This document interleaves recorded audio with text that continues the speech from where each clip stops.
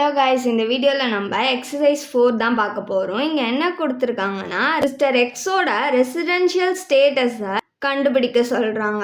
எதுக்குன்னா previous year 2024 to 25க்கு அவர் எப்போ India விட்டு போகிறாருன்னா 15/9/2021 இந்தியா விட்டு அவர் போகிறாராம் ஃபர்ஸ்ட் டைம். நெக்ஸ்ட் அப்புறம் திரும்பி எப்போ வராருன்னா 1/9/2023 தான் அவர் திரும்ப வராரு.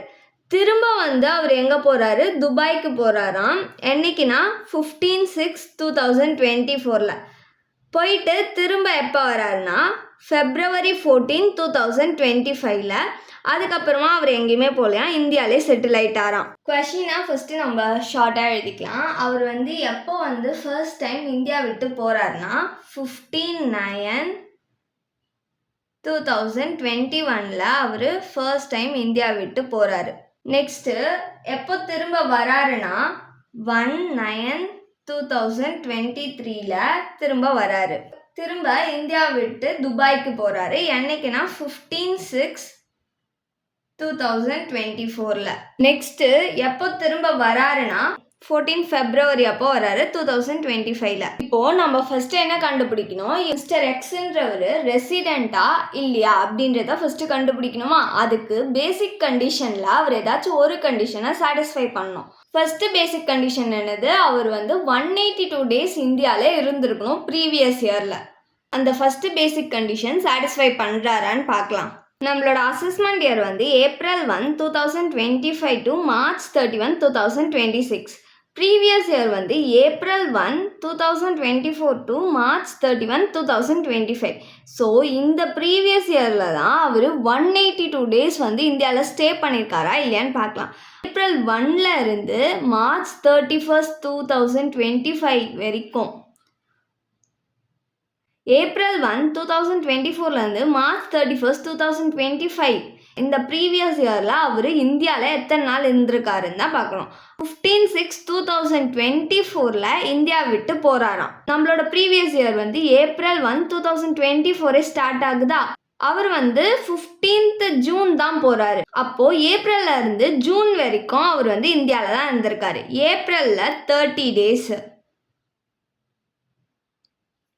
ஏப்ரலுக்கு அப்புறம் மேல 31 days ப்ளஸ் ஜூன் 15 அன்னைக்கு அவர் போகிறாரு. ஸோ 15 days ஜூனில் இந்தியாவில் தான் இருந்திருக்காரு. நெக்ஸ்ட்டு அவர் எப்போ திரும்ப வர்றாருன்னா 14 February திரும்பி வர்றாரு. 14 Februaryன்றதும் நம்மளுக்கு ப்ரீவியஸ் இயர்லேயே தானே இருக்குது. ஃபெப்ரவரியில் மொத்தமாக எவ்வளோ டேஸ்னா 28 days-ஆ? 28ல் -13 பண்ணிக்கணும். ஏன்னா 14 அன்னைக்கு அவர் இந்தியாவில் தான் இருக்கார். 13 days தான் அவர் துபாயில் இருக்கார். அதனால 28 - 13 பண்ணோம்னா நம்மளுக்கு 15 days ஃபெப்ரவரியில் இருந்திருக்காரு. நெக்ஸ்ட்டு மார்ச்சில் 31 daysமே இருந்திருக்காரு. இப்போது இது எல்லாத்தையும் ஆட் பண்ணலாம். இது எல்லாத்தையும் ஆட் பண்ணால் நம்மளுக்கு 122 days கிடைக்கும். 182 days-ஐ விட அவர் கம்மியான டேஸ் தான் இந்தியாவில் ஸ்டே பண்ணியிருக்காரு ப்ரீவியஸ் இயரில். அப்போது நம்மளோட ஃபஸ்ட்டு பேசிக் கண்டிஷன் சாட்டிஸ்ஃபை ஆகலை. அதை வேர்டிங்ஸில் எழுதிக்கலாம். First basic condition under section 6 of 1ல் 182 days அப்படிலாம் அதுக்கு மேலே அவர் ஸ்டே பண்ணலை. அதனால் இந்த கண்டிஷனை அவர் சாட்டிஸ்ஃபை பண்ணல. ஃபர்ஸ்ட் பேசிக் கண்டிஷன் அவர் சாட்டிஸ்ஃபை பண்ணலையா? அப்போ செகண்ட் பேசிக் கண்டிஷனை அவர் சாட்டிஸ்ஃபை பண்ணியிருக்காரா இல்லையான்னு பார்க்கலாம். செகண்ட் பேசிக் கண்டிஷன் என்னது? 60 days ப்ரீவியஸ் இயரில் அவர் இந்தியாவில் ஸ்டே பண்ணியிருக்கணுமா? இங்கே நம்மளுக்கு 122 days கிடச்சிருக்கு. 60 days-ஐ விடவே அவர் அதிகமாக இந்தியாவில் ஸ்டே பண்ணியிருக்காரு. அப்புறம் என்னது? 4 preceding ப்ரீவியஸ் இயரில் அவர் 365 daysக்கு இந்தியாவில் இருக்கணுமா? அந்த 4 preceding ப்ரீவியஸ் இயரில் அவர் இந்தியாவில் 365 days ஸ்டே பண்ணியிருக்காரான்னு பார்க்கலாம். 4 preceding ப்ரீவியஸ் இயர்னா April 1, 2020 இருந்து March 31, 2021. அதுக்கப்புறமா 2021 இருந்து 2022. Next 2022 to 2023. Next 2023 to 2024. 2024 to 25 வந்து நம்மளுக்கு ப்ரீவியஸ் இயருக்கு முன்னாடி இருக்க 4 இயர்ஸ் தான் 4 ப்ரிசீடிங் ப்ரீவியஸ் இயர். அவர் எப்போ ஃபர்ஸ்ட் இந்தியா விட்டு போறாருன்னா 15/9/2021ல போறாரு. நம்மளோட ஃபர்ஸ்ட் ப்ரிசீடிங் ப்ரீவியஸ் இயர் அது April 1, 2020லேருந்து March 31, 2021. இது வரைக்கும் அவர் எங்கேயுமே போகல. செப்டம்பர் தான் போறாரு. நம்மளுக்கு வந்து இங்கே March 31, 2021 வந்து இயர் முடிஞ்சிடுது. ஸோ இங்கே வந்து 365 டேஸ்மே அவர் வந்து ஸ்டே பண்ணியிருக்காரு இந்தியாவில். நெக்ஸ்ட் வந்து 2021 to 22 அவர் வந்து 15/9/2021 இந்தியா விட்டு போறாரு. இங்க வந்து April 1, 2021 நம்மளுக்கு வந்து இயர் ஸ்டார்ட் ஆகுதா, அப்போ ஏப்ரல்ல இருந்திருக்காரு. ஏப்ரல்ல இருந்து செப்டம்பர் வரைக்கும் இந்தியாவில் தான் இருந்திருக்காரு. ஏப்ரல் பிளஸ் ஏப்ரலுக்கு அப்புறம் மேல 31 டேஸ், ஜூன்ல 30, ஜூலைல 31, ஆகஸ்ட்லயும் 31, செப்டம்பர் 15 தானே போறாரு, 15 டேஸ் இருந்திருக்காரு. இது எல்லாத்தையும் ஆட் பண்ணோம்னா நம்மளுக்கு 168 டேஸ் வந்து இங்கே தான் ஸ்டே பண்ணியிருக்காரு. அப்போ 2022 to 23ல அவர் வந்து 168 டேஸ் வந்து இந்தியாவில் இருந்திருக்காரு.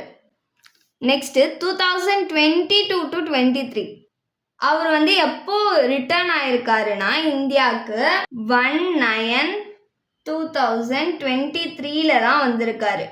இங்கே வந்து நம்மளோட ஃபினான்ஷியல் இயர் எப்போ April 1, 2022லேருந்து March 31, 2023யா, அப்போது அவர் வந்து வந்தது எப்போ 2023 செப்டம்பரில் தான் அவர் வந்திருக்காரு. அப்போது 2022லேருந்து 23 வரைக்கும் அவர் ஒரு நாள் கூட இந்தியாவில் இல்லை. ஸோ நில். ஓகேவா?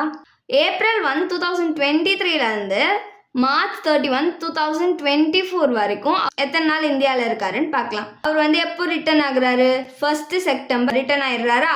30 டேஸ் செப்டம்பரில் ப்ளஸ் அக்டோபரில் 31, நவம்பரில் 30, டிசம்பரில் 31, ஜான்வரியில் 31 plus ஃபெப்ரவரியில் 29 days.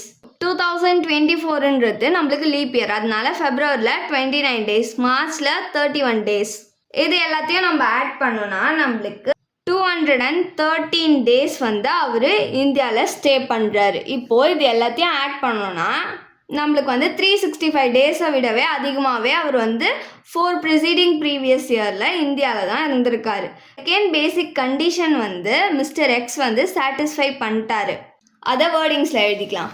Second basic condition under section 6 of 1, அதாச்சும் 60 டேஸ் வந்து ப்ரீவியஸ் இயர்லேயும் அதுக்கப்புறமா வந்து 4 ப்ரிசீடிங் ப்ரீவியஸ் இயரில் 365 டேஸும் அவர் வந்து இந்தியாவில் ஸ்டே பண்ணியிருக்கணும் அப்படின்ற கண்டிஷனை வந்து அவர் சாட்டிஸ்ஃபை பண்ணிட்டாரு.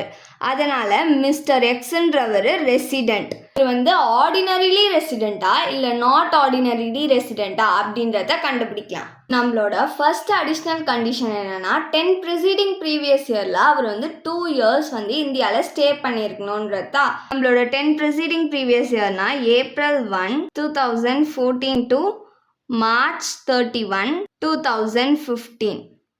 Next 2015 to 2016. 2016 to 2017. 2017 to 2018. 2018 to 2019. 2019 to 2020. 2020 to 2021. 2021 to 2022. 2022 to 2023.